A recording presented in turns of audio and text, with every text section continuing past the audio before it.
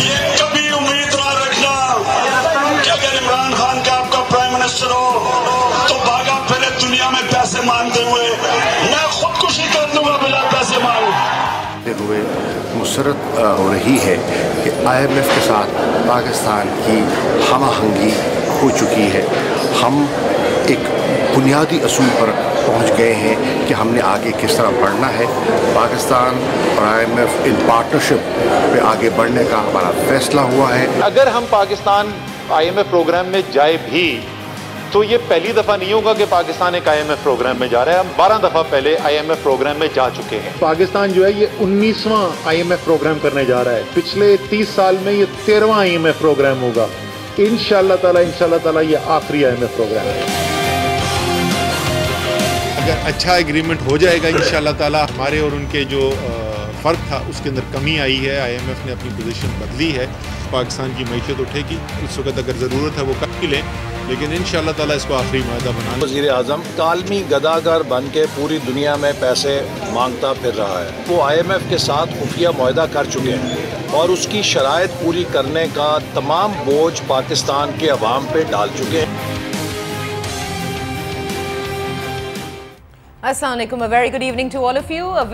आप देख रहे हैं पसे पर्दा और मैं हूं नादिया नकी। मौजूदा हुकूमत के बरसरे इक़्तिदार आते ही हमने सब ने बयानात सुने, वज़ीर आज़म से लेके वज़ीर इत्तलात तक, वज़ीर ख़जाना खुसरो बख्तियार साहब, name all the ministers, they all have been saying कि हमारे पास दो ऑप्शन थे। एक ये कि अपनी मईशत को खुद सही कर लें, और दूसरा जो सबसे आसान तरीका था वो था कि हम IMF की तरफ चले जाएं। लेकिन हम IMF की तरफ नहीं गए, बल्कि हमने देखा कि वज़ीर आज़म ने दोस्त ममालिक से हत्तुल इम्कान कोशिश की, खुद गए और जाकर पाकिस्तान के बैलेंस ऑफ पेमेंट्स के लिए वो अशद जो डॉलर्स की ज़रूरत थी उसके लिए काम किया।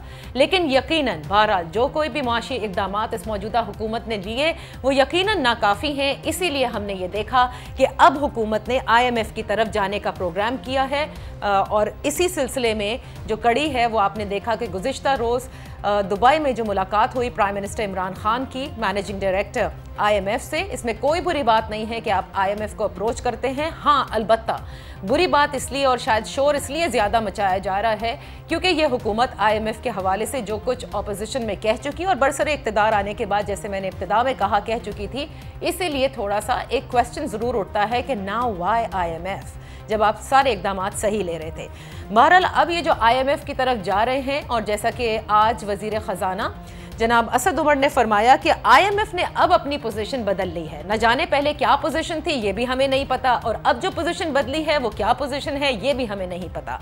अपोजिशन ने खूब तनकीद का निशाना बनाया मौजूदा हुकूमत को। पाकिस्तान मुस्लिम लीग नून की जो स्पोक्स पर्सन हैं मरियम औरंगज़ेब साहिबा, उनका कहना है कि प्राइम मिनिस्टर को फ़ौरन माफ़ी मांगनी चाहिए कौम को, क्योंकि उन्होंने गलत बयानी की है। दूसरी तरफ शेरी रहमान साहिबा पाकिस्तान पीपल्स पार्टी से, leader of the opposition in senate, वो कहती हैं कि ट्रांसपेरेंसी मेंटेन होनी चाहिए, पार्लियामेंट को बताना चाहिए है इस मुआहदे को खुफिया क्यों रखा जा रहा है। और हम सब का सवाल ये है कि IMF से जो महंगाई आनी थी वो तो हमें नज़र आ रही है, मज़ीद और आएगी, और जो पोजीशन बदली है वो पोजीशन क्या होगी। हाँ, पहले पाकिस्तान IMF के कई प्रोग्राम्स में जा चुका है, ये प्रोग्राम कैसे हम मान लें कि आखिरी होगा?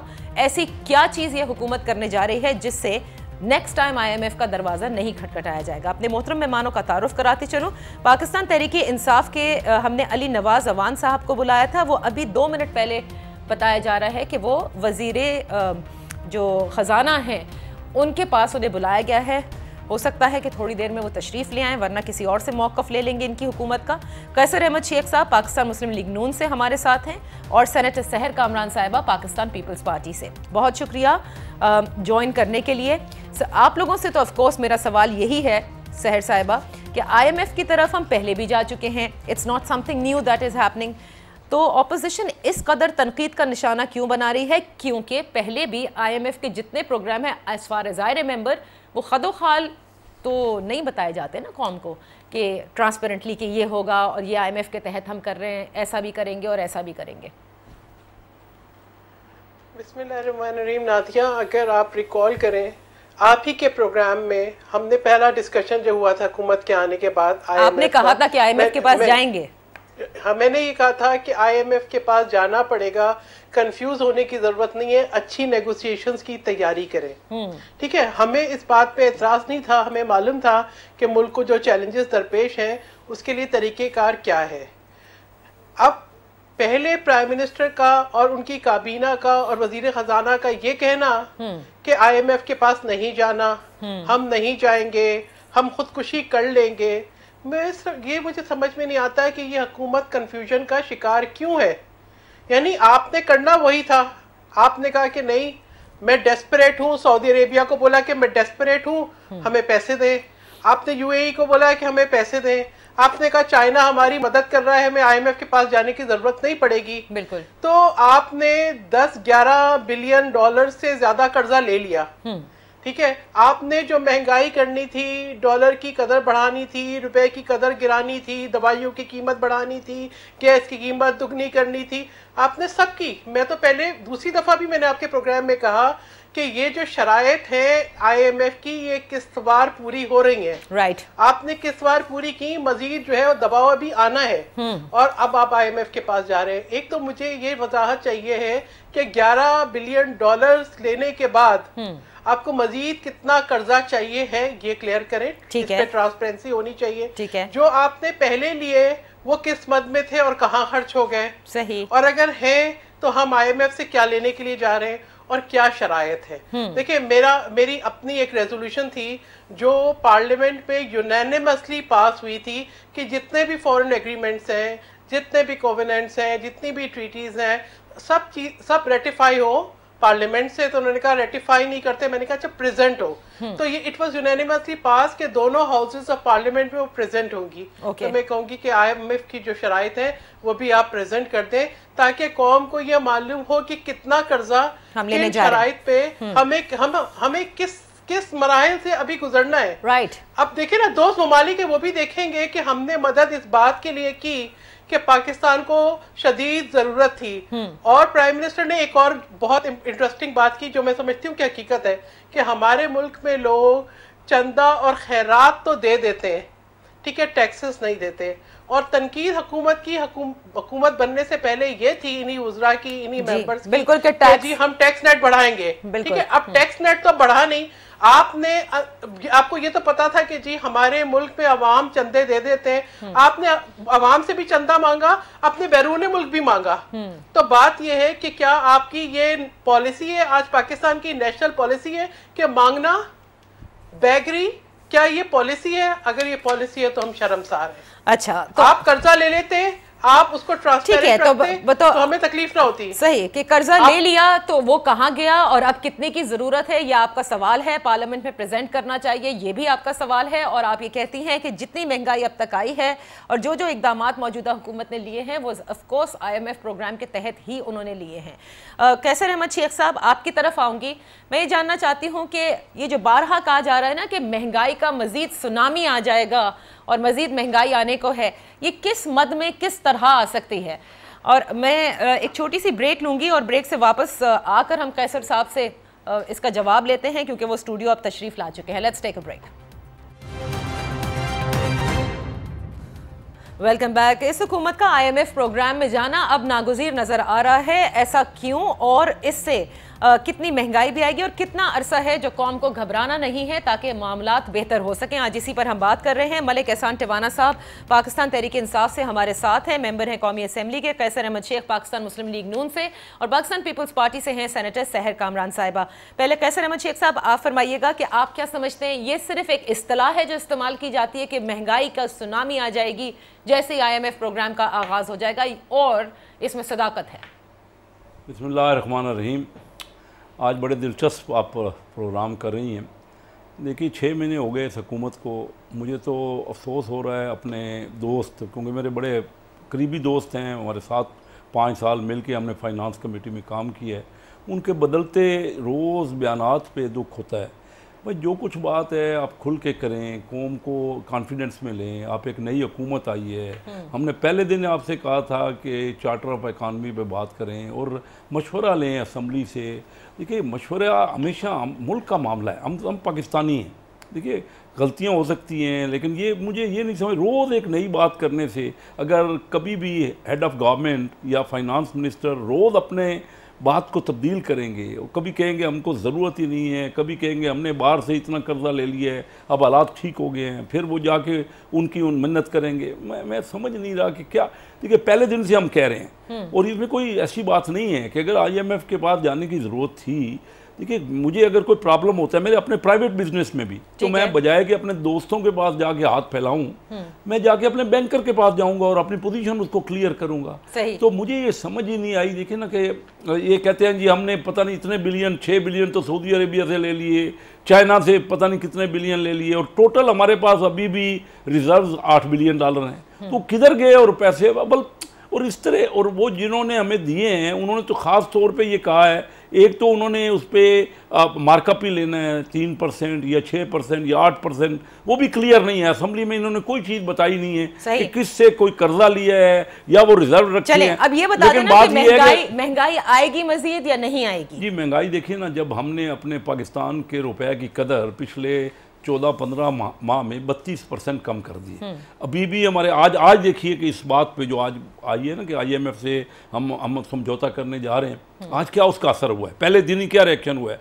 डॉलर और महंगा हो गया है, इंटर बैंक में भी और ओपन मार्केट में भी। इसी तरह 550 स्टॉक एक्सचेंज गिर गया है। आप जो कुछ भी करना है, 6 महीने हो गए, आपका होमवर्क ही नहीं है, आपने कोई तैयारी नहीं की। तो ये काबिल आदमी हैं आप, काबिल लोग हैं, लेकिन आप अच्छा चलो आपको समझ नहीं आ रही। मैं अभी भी नई कमेटियां आपने अभी बनाई हैं, कल पहली मीटिंग हो रही है फाइनेंस कमेटी के, मैं दोबारा उसमें मेंबर हूं, और कल इस्लामाबाद जा रहा हूं। जी इस्लामाबाद, तो वहां आए ना, बैठें, डिस्कस करें। अच्छा लेकिन हमारे पास कई आइडियाज हैं। सवाल का जवाब दे दें कि मजीद महंगाई आएगी क्या IMF में जाने से?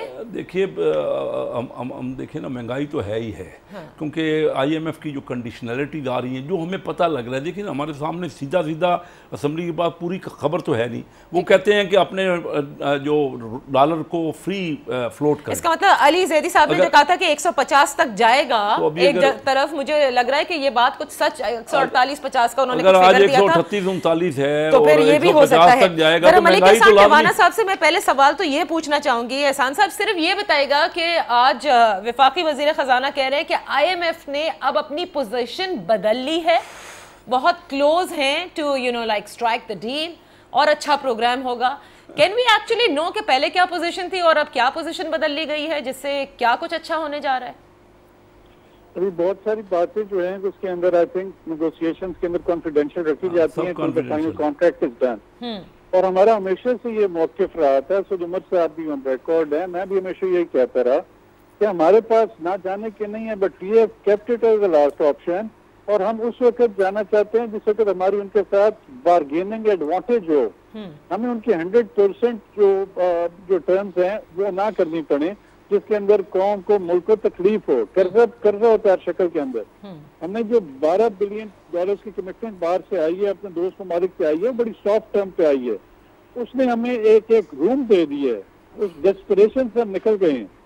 और अभी जो उसके साथ IMF के साथ मामलात हैं, तो कल मैं प्राइम मिनिस्टर साहब का टीवी के ऊपर उनका स्टेटमेंट देख रहा था, अपने फॉरेन मिनिस्टर का स्टेटमेंट देख रहा था, तो उसके अंदर उन्होंने यही कहा, IMF का क्या ज्यादा फोकस IMF का ये होता है कि आपने अवाम को जो सब्सिडीज देते हैं, जो आप महंगी बाहर से गैस लेते हैं और सस्ता यहाँ पे बेचते हैं, जो आप पेट्रोल लेते हैं उसके ऊपर, जो आप खाद के ऊपर सब्सिडीज देते हैं, अवाम के ऊपर आप महंगाई का जोर जो बचाते हैं, तो सब्सिडीज के अगेंस्ट हमेशा होता है कि एक बैंकर का पैसा है, उसको पैसे की सिक्योरिटी चाहिए, उसको पैसे का जल्दी रिटर्न चाहिए, ठीक है, वो इसके ऊपर नहीं देता। और ये एक ह्यूमन कंसिडरेशन है PTI की कि हम उसको मिनिमाइज कर सकें। तो जिस वक्त फाइनल कॉन्ट्रैक्ट उसके अंदर आ जाएगा, आज और 6 महीने पहले में जिस हालत में हमारे ये साबका दोस्त छोड़ गए थे, वो वाली हालत उसके अंदर बिल्कुल एक डिक्टेशन की थी। हमारे पास कोई और तो टिवाना साहब, नहीं ठीक है टिवाना साहब, चलें, ये तो मैंने इब्तिदा में कह दिया ना, आप लोगों के पास रूम नहीं था, आपने जो स्टेप्स लिए वो भी नाकाफ़ी थे, जाहिर है तभी आप लोग इस IMF प्रोग्राम की तरफ जा रहे हैं।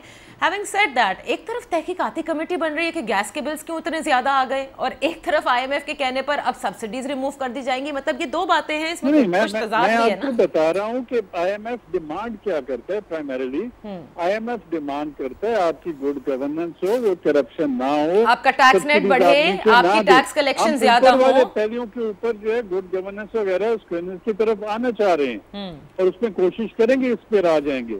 लेकिन हमारे ऊपर जो एक फिजिकल इतना डेट जो है वो इतना ह्यूमंगस है, उसको मैनेज करना इट्स नॉट इजी। तो अभी उसके अंदर लेट्स आउटकम आ जाए। शेख साहब बिल्कुल ठीक फरमा रहे हैं, इसके ऊपर इंडिविजुअल से हट के पार्लियामान की सबसे ताकतवर फोरम जो है वो कायमा कमेटीज हैं, और अनलकीली 5-6 महीने में के अंदर ये जो नहीं कर सके, इसके जिम्मेवार हम हुकूमत वाले भी हैं, अपोजिशन वाले भी हैं।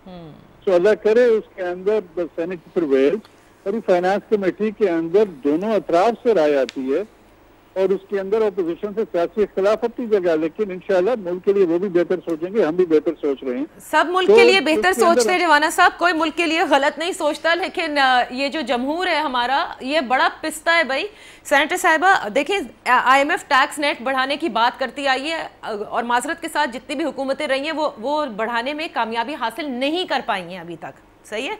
आप एग्जिस्टिंग टैक्स पेयर्स को तो मजीद बर्डन देते हैं, लेकिन टैक्स नेट नहीं बढ़ा पाते। अब मौजूदा हुकूमत ये कह रही है कि वो कुछ बहुत अच्छा सा और आसान सा निज़ाम भी लेकर आएगी और अगले बजट से पहले, but do you not think सहर साहिबा कि अब जो जून में बजट आएगा इसमें बहुत सारी ऐसी चीज़ें होंगी जो कि IMF की डिक्टेटेड होंगी, the way they wanted to run?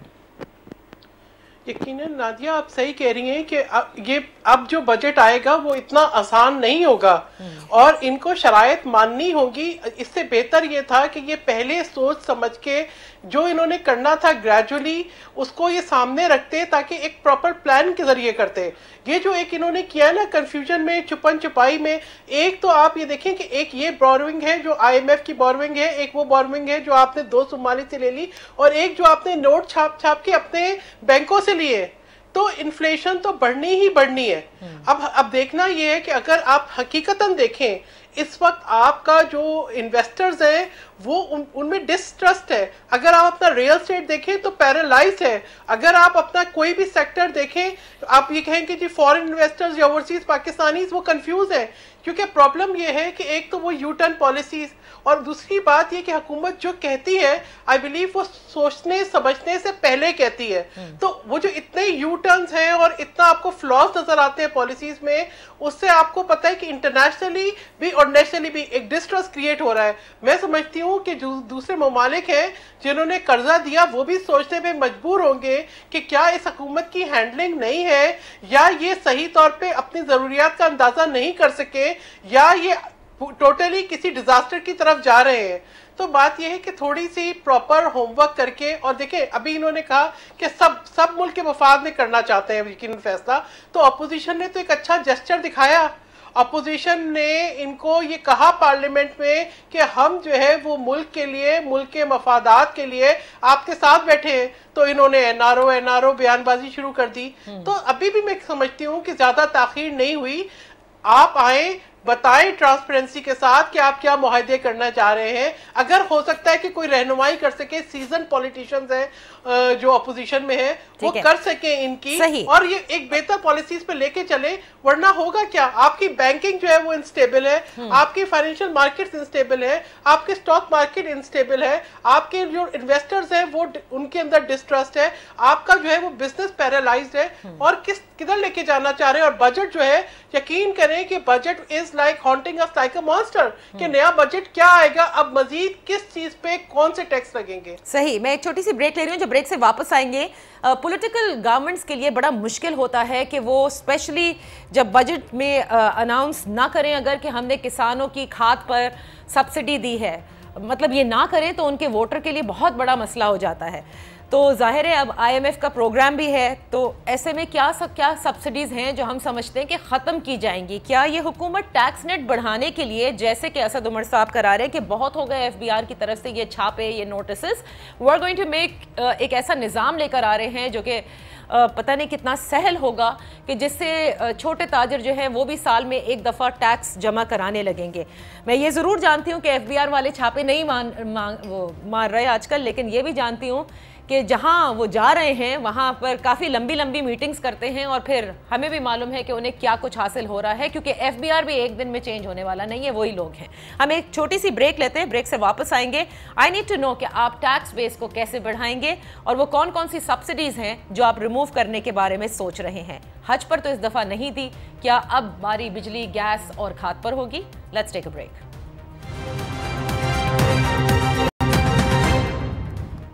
Welcome back. बात हो रही है IMF प्रोग्राम के हवाले से। मौजूदा हुकूमत क्या आसान शराइत के साथ इस IMF प्रोग्राम को लेकर आ रही है, इस पर ही आज हम बात कर रहे हैं। मैं ये बात करना चाह रही थी कैसर अहमद शेख साहब, and please let's forget that you belong to a political party, लेकिन कोई भी पॉलिटिकल पार्टी आपके ख्याल में हर बजट में उसकी ये पूरी कोशिश होती है कि वो कुछ पॉपुलर अनाउंसमेंट ज़रूर करे, जिनमें से एक एग्रीकल्चर सेक्टर के लिए खाद पे सब्सिडी ज़रूर अनाउंस की जाती है। यूटिलिटी कॉरपोरेशन भी हुआ करता था जिस पर आप लोग सब्सिडी हमेशा सारी हुकूमतें करती हैं, फिर उसके बाद सेफ्टी नेट प्रोग्राम्स होते हैं जिसमें होता है इतने मख्तस कर दिए गए हैं, राइट? ऐसा ही होता है।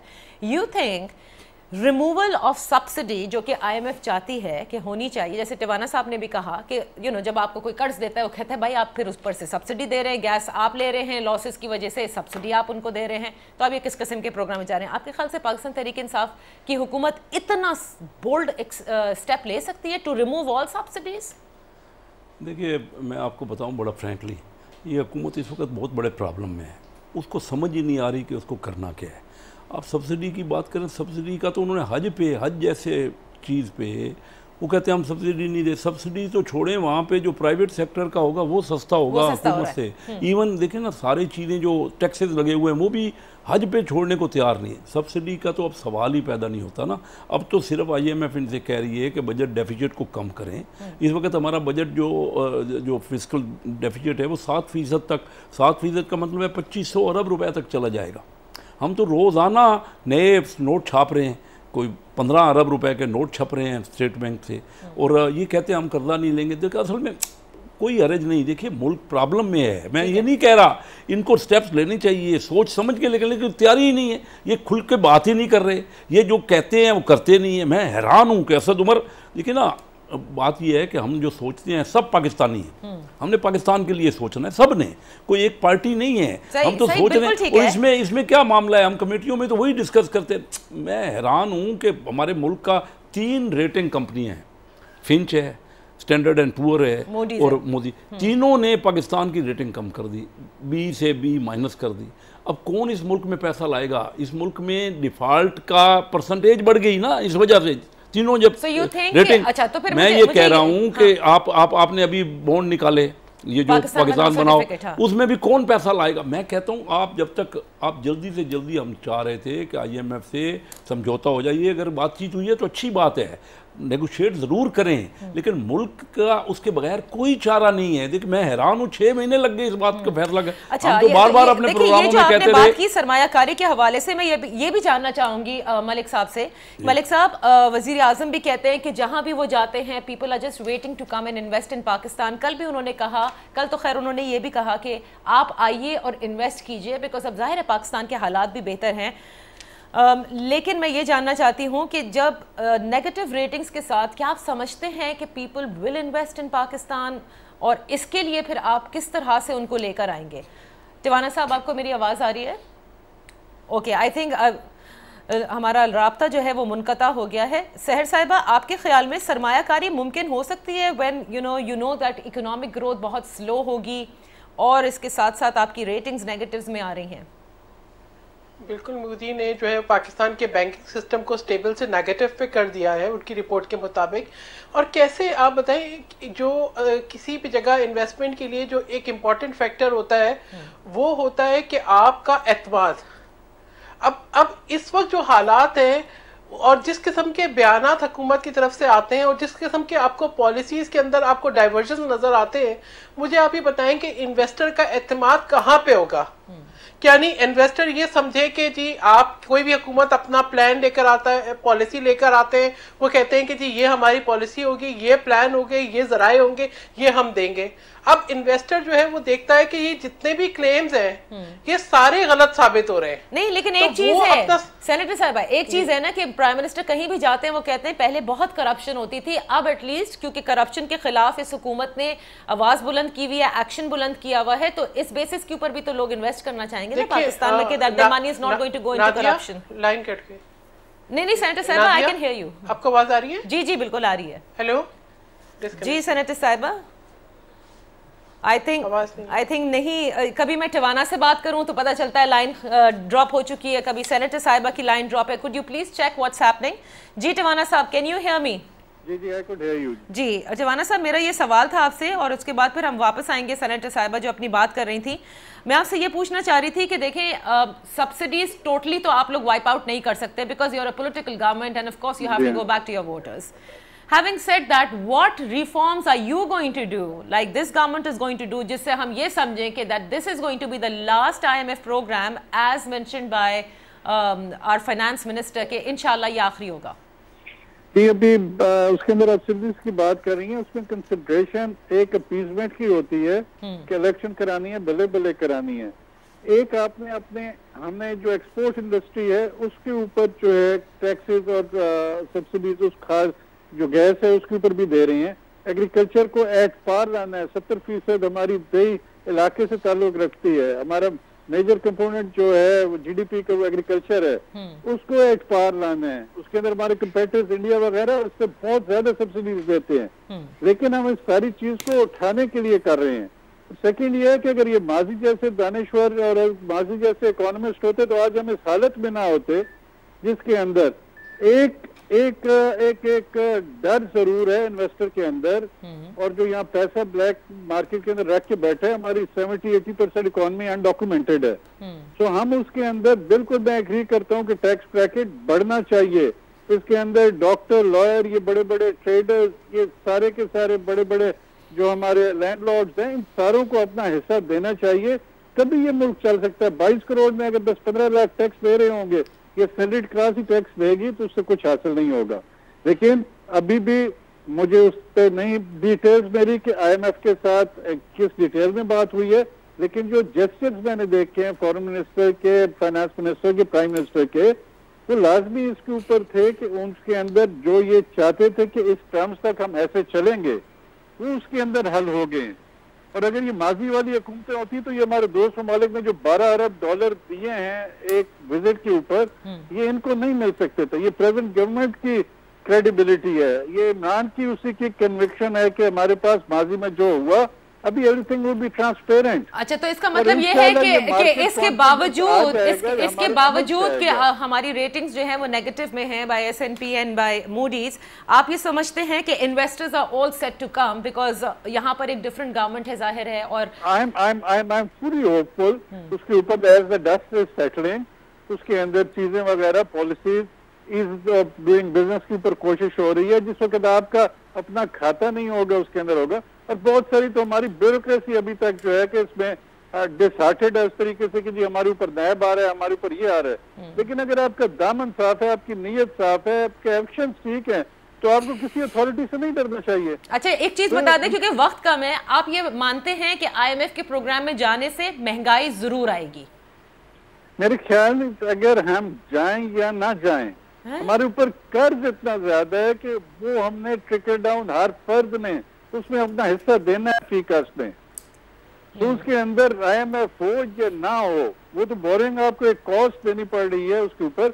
लेकिन अगर वो पैसा ठीक सेट हो जाएगा, ठीक जगह पे जाएगा, अच्छा यूटिलाइज होगा, तो इंशाल्लाह ये तकलीफ जो है कि महीनों में, साल दो में ठीक हो जाएगी। ये तो हमने कीमत पे करनी है, चाहे हम होते चाहे ये जो मेरे माजी वाले दोस्त हैं। कीमत तो पे करनी होगी। आखिरी मेरे पास 1.5 मिनट रहता है। सेनेटर साहिबा, मैं ये जानना चाहूंगी, प्लीज मुझे सही बताइएगा, ये जो बजट आता है इसमें एक होती है बिल्कुल बिलो द पॉवर्टी के लिए, जिसके लिए सेफ्टी नेट्स की अनाउंसमेंट्स होती हैं, राइट? और एक होती है बिल्कुल एक वो बिजनेस वाला तबका जिसके लिए रिलीफ की अनाउंसमेंट्स होती हैं, ये ड्यूटी माफ, वो ड्यूटी माफ। ये जो बीच का पूरा आवाम है, जो लोअर मिडिल एंड मिडिल है, क्या तमाम हुकूमतें भूल जाती हैं उनको कि they are part of this country? देखिए, किसी भी मुल्क की जो बैकबोन है ना, वो मिडिल क्लास है। और मिडिल क्लास को, अगर मिडिल क्लास को ये क्रश कर देंगे तो फिर आपको मैं कहूँगी कि क्रैश हो जाएगी हर चीज़। तो बात यह है कि ये हुकूमत जो है अभी जितनी भी कर रही है, चाहे वजीर आजम बाहर जाके जो मर्जी तकरीर कर रहे हैं, वो पाकिस्तान के लिए कुछ अच्छा नहीं कर रहे, क्योंकि इन्होंने वही टीम तो अपने साथ बिठाई है जिसको वो क्रिटिसाइज कर रहे हैं अपोजिशन कह के।